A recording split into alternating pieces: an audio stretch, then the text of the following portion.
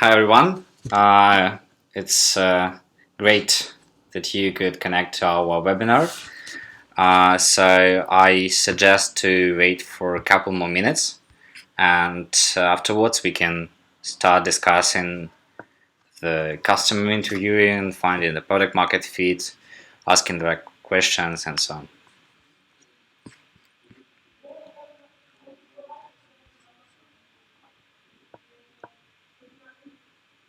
Meanwhile, you can write in the chat if you hear me well, if the quality of the video is fine.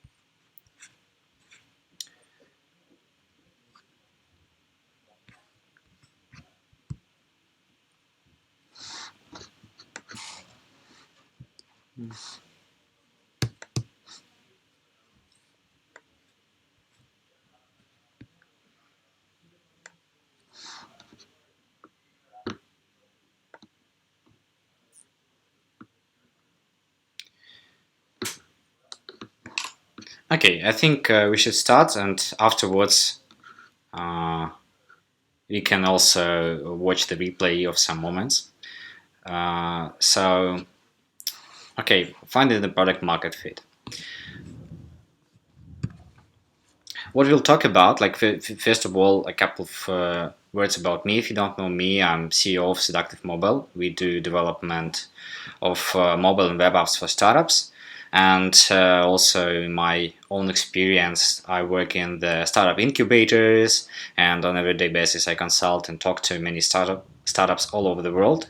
So the biggest problem I see is that most of the assumptions that lie in the core of the startup ideas are never tested, and that makes the failure of the startups very high, as it's already really high. Overall, like 98% of startup fails, and I think that conducting the interviews and tests um, will not save from any failures, but will improve your chances highly into building something important and good quality needed product. So we'll talk a bit about like why testing, what do you need to know before testing, then how do you physically do this test, how do you call people or arrange meetings or do the tests in the groups and so on. And finally we'll talk about the interview flow. So there are like lots of the quality of the interview depends on many aspects, as asking right questions instead of asking like silly questions, or getting the false answers. You don't want that. So we'll talk a bit about the psychology of those conversations. So why testing? Steve Blank is the known guru in the startup community, and he's one of the ideologists of the seamless startup guide, customer development on how to do this thing the most efficiently. And he puts like two quotes, two axioms of his are like that: first of all, no business plan survives the first contact with the customer, and that's something I also experienced. I will tell a bit about later. And he also has the motto that get out of building. So he's the strongly supporting the idea of talking to the customers even before you started to do the product, and all the way down to the development, launch, and afterwards. So I ground most of my ideas on the ideology of customer development and Steve Blank. And also my own experience for that, because like 6 years ago when we started our company with a bunch of friends, we had a product called Lookbook. So we wanted to do a full product. Let me just quickly check if there are any problems with the chat. Okay, seems nothing. Good.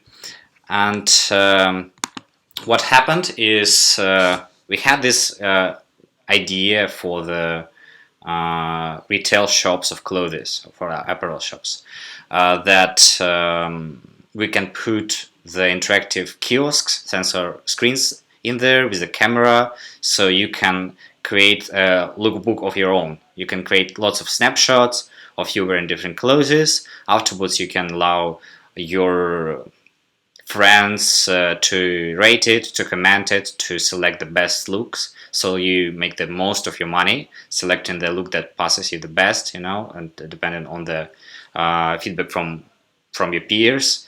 Also, that would allow for the shops that have many that frequently change their items to present some kind of catalog of what do they have in the shop. So in many ways it looked like an interesting idea, and we tried to launch it here in Ukraine. So there were like a couple of clothes things all over the world, mostly in the like as one piece product, just a showcase, no big businesses, and we tried to do the business of it.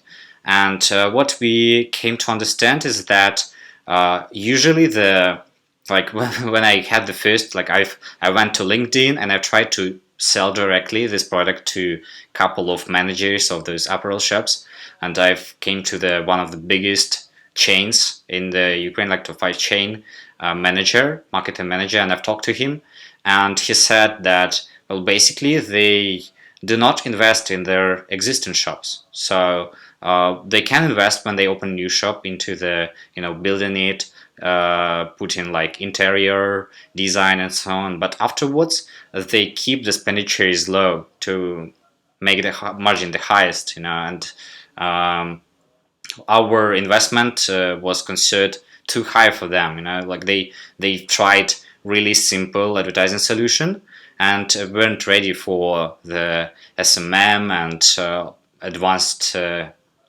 digital products. So that's how we kind of felt like that we're doing the wrong thing, and our customers weren't ready to buy it. They're not like looking for that, and they considered it interesting, but they didn't see the value for them and weren't ready operationally for that. And but this the first talk made us switch to the new strategy. So the same person I've talked to afterwards helped us to get the orders for the other products, and that changed that have impacted career dramatically. So I'm very glad that I've talked to him at that same moment. And the next story is from pretty recent practice. So we were thinking about expanding our marketing efforts, and we wanted to create some content product, and we created the idea of the product manager playbook. So we wanted to talk to product managers and gather other product managers to spread and share their experience, and build the knowledge around that. And as I already knew about the customer development before building it, I made a test. So I've made a Google form and I've shared it through my peers. And there are many product managers across my networks, and I've asked them what are your how many years are you a product manager at all? How many years do you work as a product manager? Do you feel that you have gap in the marketing knowledge, development knowledge, analytical knowledge, and so on? If you were what are you reading now? Where are you learning the product manager skills now? Why are you doing that? Are you doing that for the immediate need? So, for example, you need to do something, you read and you act based on that, or are you learning for the near future, or are you just curious?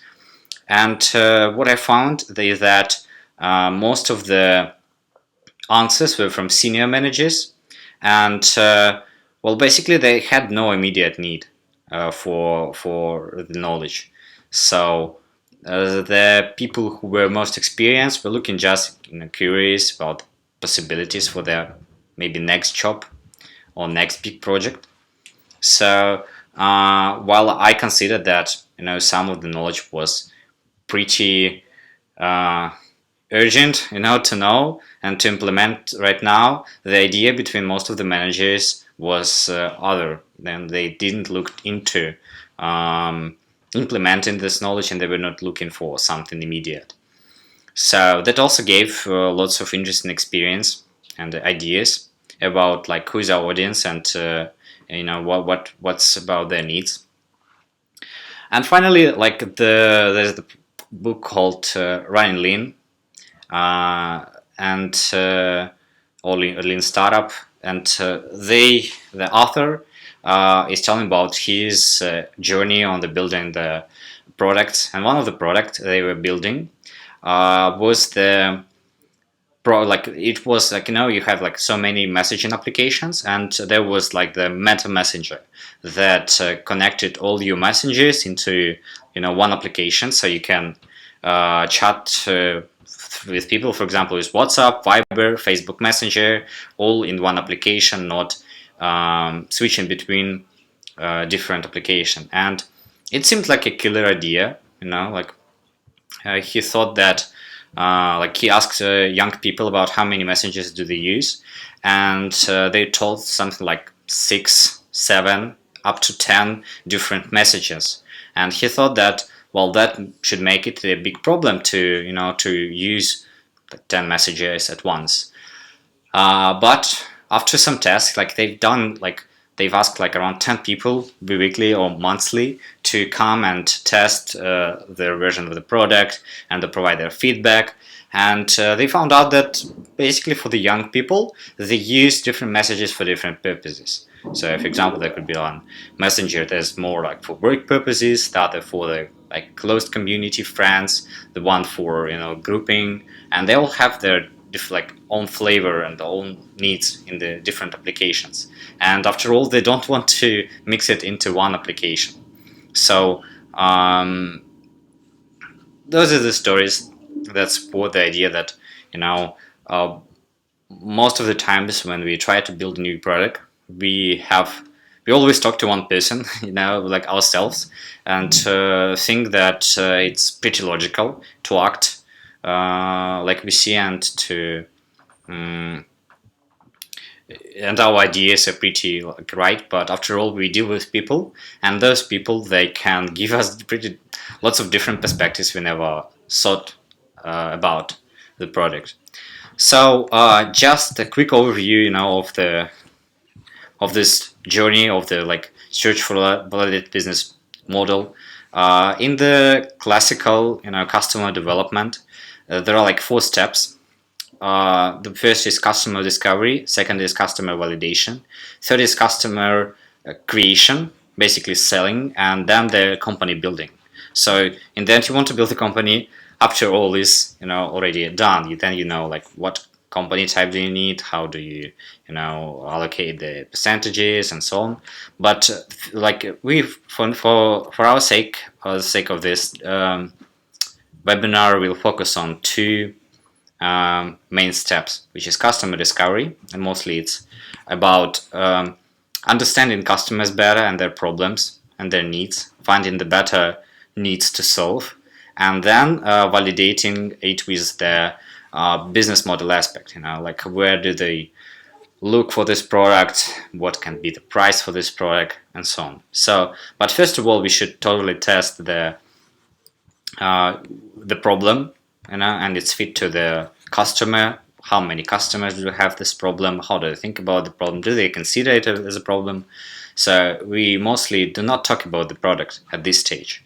And afterwards, when we really understand that and it's confirmed by many people, and we are sure about this, then we can pitch them with our product vision and check if it solved their problem. So the other angle to look at it, as like it's more like a infographics, and this is more like a data analysis and step analysis. So for example, in this case, we have like 2 customer segments to test. So this is like a B2B product, and we also have marketing agencies and trade centers that can also use our product. And we have different value propositions for them, and we like had the step when we confirmed the problem, like 7 interviewed, most of them they said yes, or like 1 interview is not enough, but okay, maybe we got some information here. Then we define what would be our MVP, because not always MVP is a application, it's something that you can launch and see if it's working or not. So for Dropbox at once it was a video, not the final product. Then we confirm that, we see if we can do the first sale, then we test the different sales channels, because there could be like several test channels. This channel works, this doesn't, and you have like most of this is green, which is good. Usually you have more of red, because like there are many false routes where you end up with nothing. So and it's good because you want to test what's not working as well as what's working. You try to go through the priorities, but if it would be so easy, and the solution was found pretty quickly, then there would be no challenge. There would be lots of people doing something like you. So the more declines you get, possibly the more interesting would be the solution when you find it. And talking to the customer, for me at least, is better than not talking in these ways. Like, first of all, you're getting faster to the things, right? So most of the time, like in many times, the founders, when they have their when something stop them, when they have the rejection, something, they tend to quit and start something new. And well, that's the like process of finding what works. And sometimes it happens after a year or months of work. And if you get like this methodology, will allow you to get faster to the things that work. So, and it will save time of your life, and you'll get faster to your ideal result. Then your overall emotional feeling, as entrepreneurship is the thing that doesn't go easy usually. You always have your concerns, and you again get lots of rejection. Whenever you can find something that's approved, even if it's just a hypothesis or a belief, if you have a fact, it would be way easier to do the next steps when you have something rigid, solid, and it will allow you also to get investors and the team to believe in you. And also talking to the people, most of all, like even if you just talk to the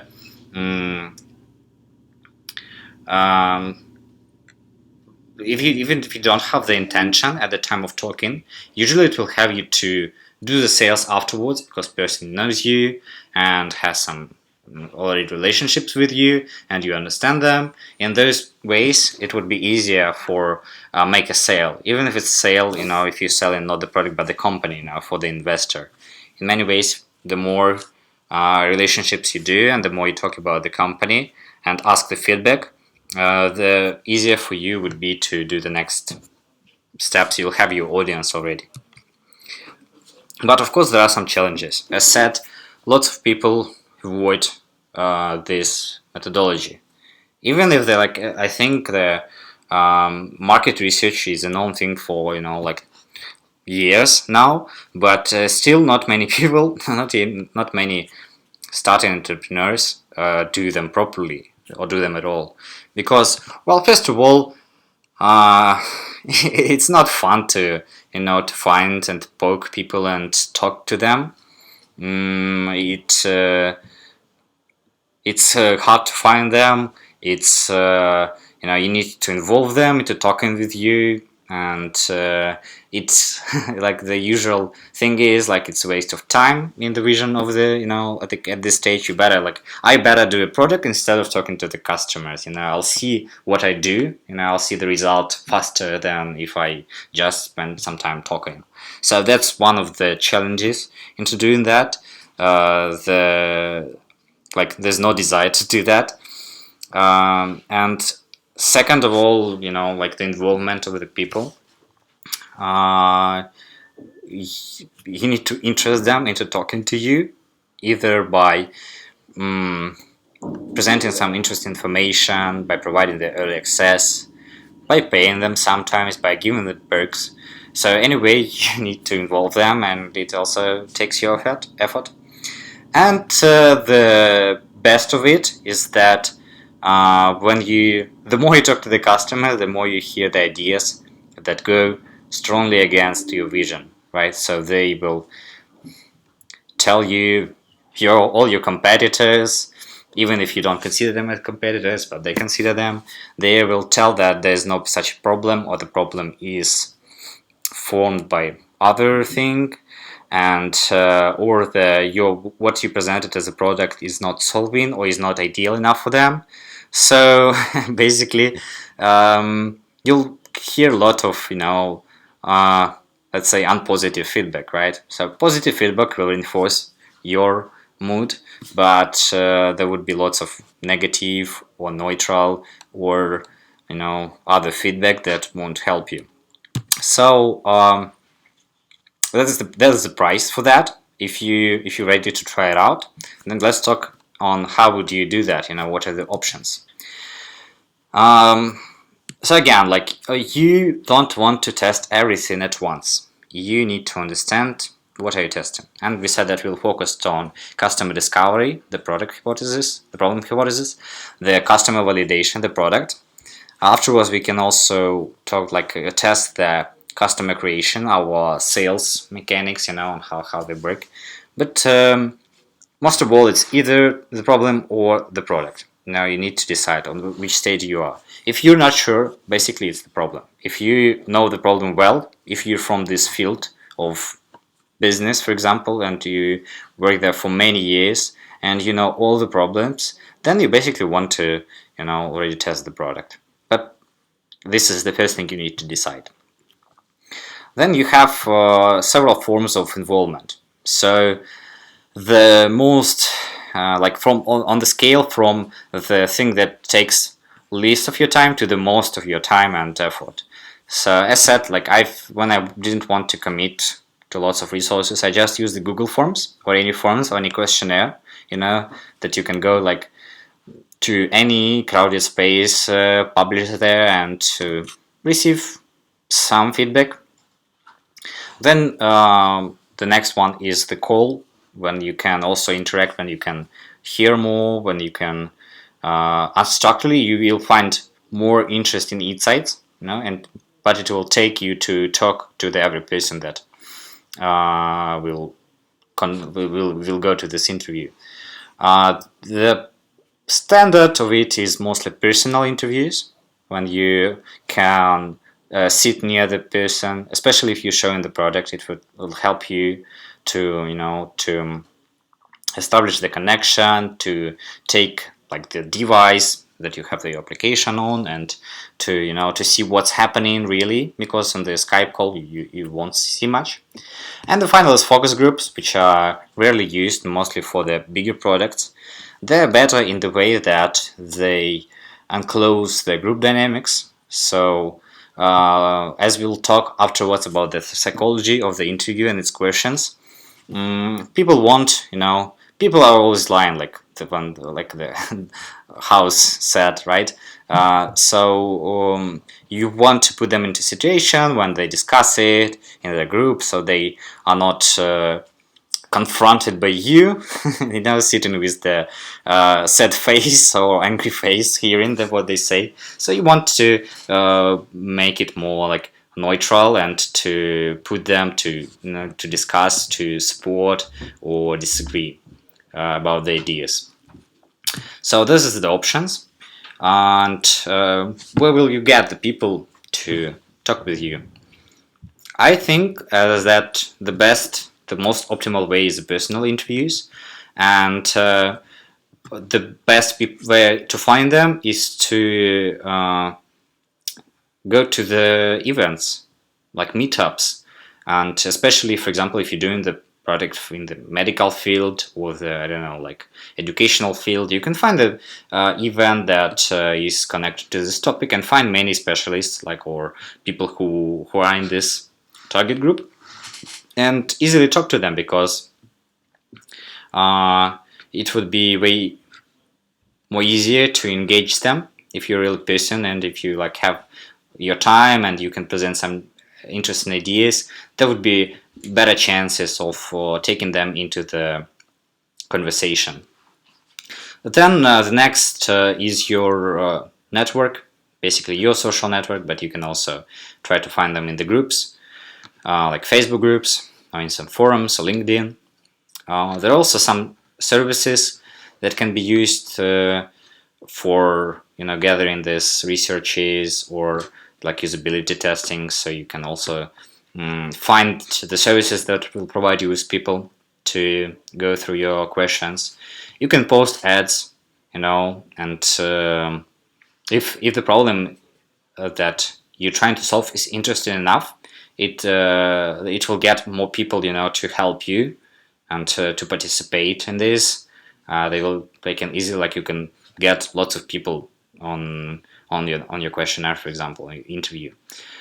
Also, Quora is dedicated specially for there are lots of experts there, so, and it's focused on asking questions. So you can either ask questions there, or you can talk to people that commented or answered to some questions.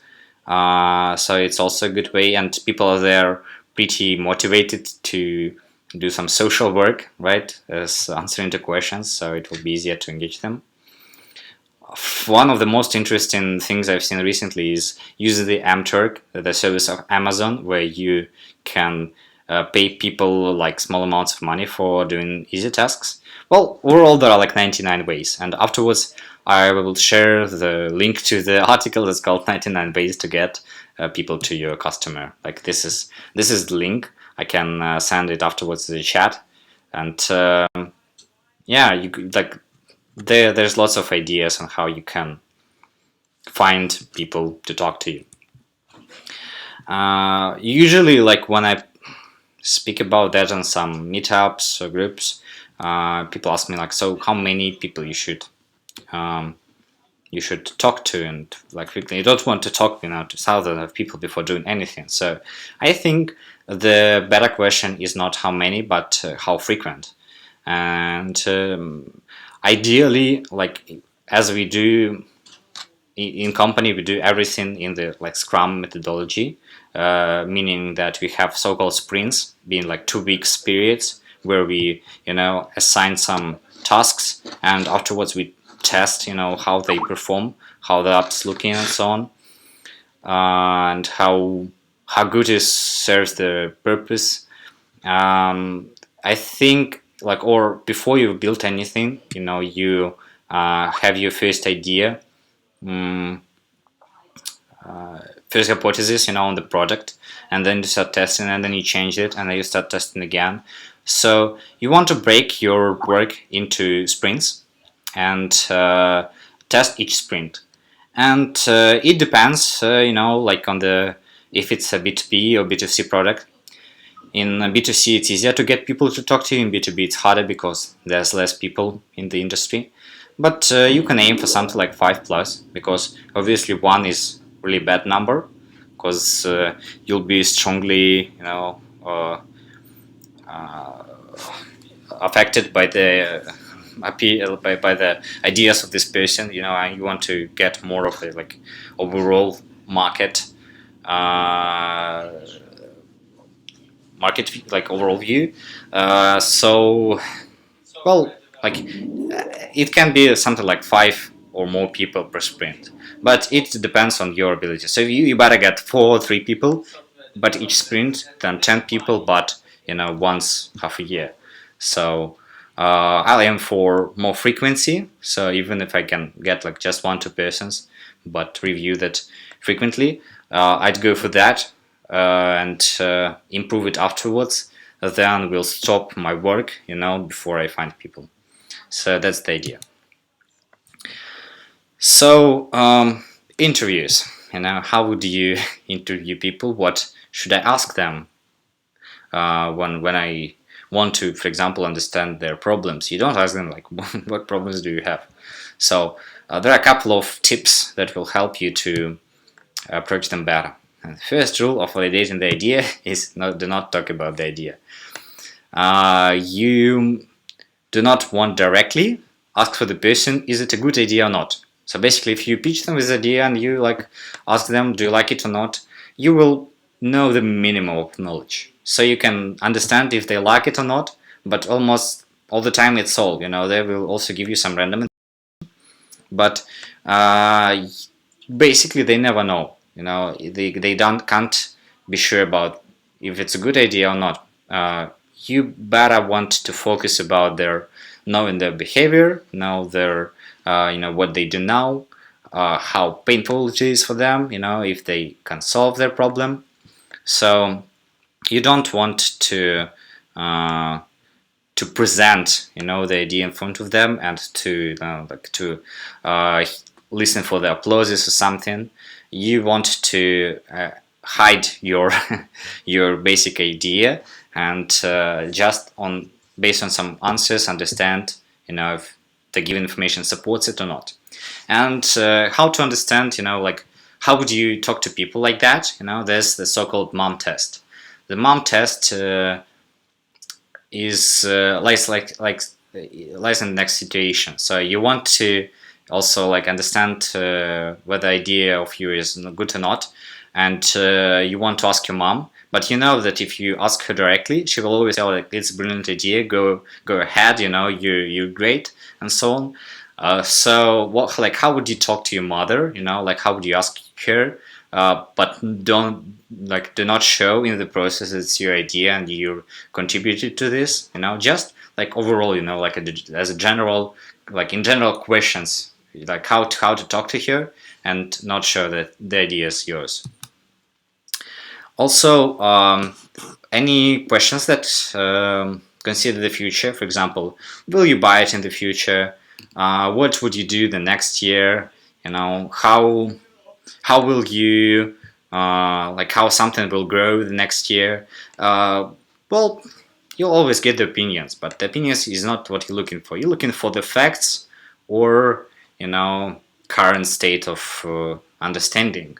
So you can try to ask them about their, like, what do they think about the future, but that won't be what they will do in the future. So asking, will they buy that? um, it can take you to the, like, okay, like you sell something for $100, and it's fine thing, and they say, yeah, I'll probably buy that. But afterwards, if you give them, the invoice and ask them to buy that, they can change the decision easily. So it's not something you can rely on. Also, there's such a thing that like real self versus ideal self. So how we act and how we think, like who we think we are two different things. If people try to get closer to their ideals, for example, like always be honest. So for example, if the person is telling you that I always am honest, that's a so-called generalization. So he says always or never, and this always and never are the ideal things. It's not how you act or somebody acts really. Like at some moment you can be not honest, or you cannot do something. So you better want to first of all know, like get rid of always, like, or never, and get to some facts. For example, do like what was the last time you did it, and also ask to tell it in the form of story, not in the form of statement. So you want, like in the story that you will find many interesting insights that you can use afterwards, a lot more than just as an overall statement. So and it will get closer to the real life, like what's happening in the real life, than rather like what person thinks about it himself. If somebody tells you that your idea is good, as well as if your idea is bad, in any way, don't waste time on discussing that. Just thank people for their opinion and get to the next questions, because it will do nothing, whenever it's a good idea or bad idea, on their impression, it doesn't mean anything. So you don't want to spend time on that. The other thing, like the more advanced interviewers get to that, they find the ways to support their ideas by asking the leading questions. So, for example, if they're trying, like, if they're doing the thing that's improving the, the quality of something, they can focus about like the current state of quality makes you angry, how angry you are. But the better is to not, is to be more neutral to like on the ideas you want to get out of that. So you're not trying to prove it, you're trying to get the information. So if the person is really angry, he would say like that. But if you're trying to ask the leading questions, it's basically removing part of information from you. And this, if you get the result, that data, after all, that supports your idea, but in the end it wasn't, the whole story, it will harm your business anyway. So we don't want to lead them, even if it gets you to the initial, support. Um, the other thing is, well, you can try asking why people do something like that, or why do they think like that. Usually there is like lots of reinforcing thoughts on why is person behaving like that or thinking like that, and usually there's not just one, and usually some of the beliefs leading to the why are not rational, and the person do not understand that, so they will find how to justify why are they doing that. Their mind will find the solution and the uh, reason for doing something like that, but it's not near connected to doing that originally, and there's usually lots of whys. It should be pretty clear, but if somebody, like, if you talk to investors, angels, experts, and you had one radical idea that either supports you, breaks all your vision, uh, I won't recommend to act on one opinion, So whenever how you feel about that, one opinion is not enough. So until you get like several opinions like that, the idea is not worth to act on. So if, for example, like somebody recommends you to change the feature or change the platform, and even gets you a really good argument on why to do that, and well, like why he'll purchase your product if it will be like, if it will have other features, don't go and redevelop your application with all those features just because one person said it. So usually if it's a real idea, you can try it with other people, ask them like, what do you think if the app had these features, for example, and if you get the supportive information from that, you can try that out. But yeah, like you'll get more, like, many radical ideas, and don't rush to act on them. So I've told you lots of formal rules, and you'll have possibly the note with all of these ideas, and you can look like this guy on the GIF from the Silicon Valley.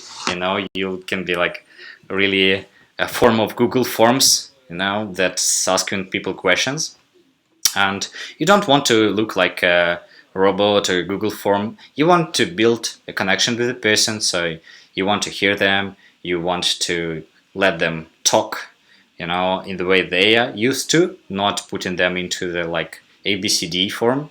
So when you talk to them, it can be hard, because if you talk to many people, it gets tricky and it's automatic. After some time, after like of interview, you just like heard all of the ideas, and you try to end this as soon as possible.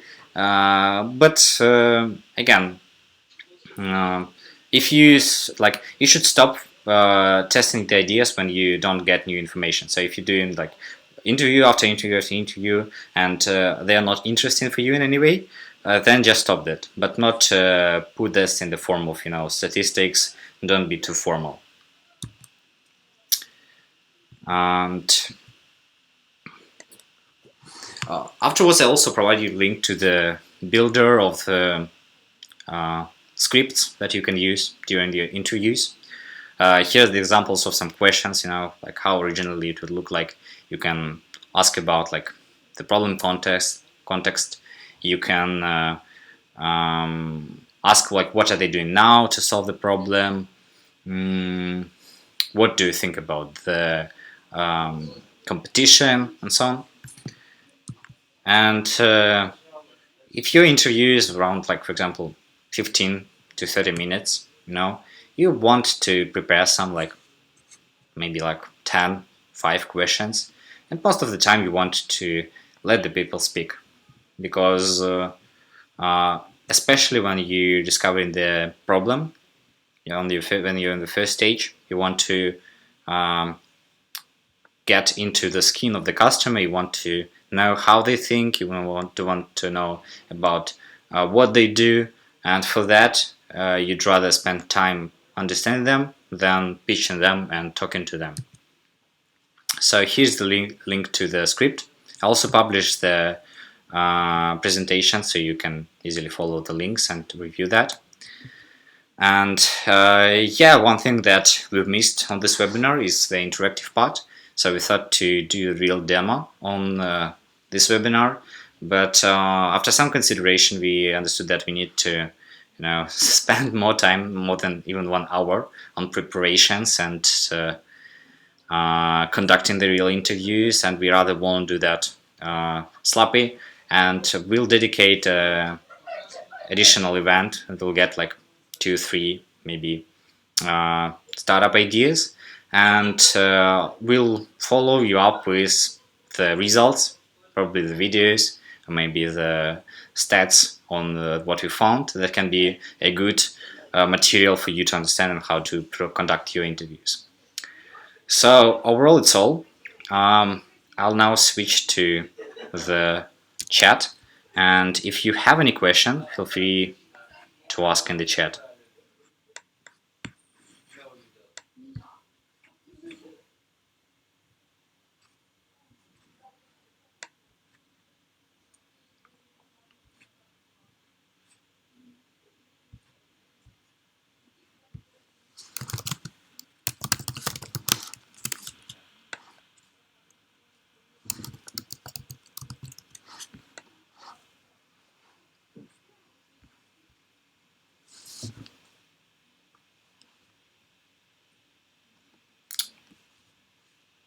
Okay, you can always ping me on email or Facebook.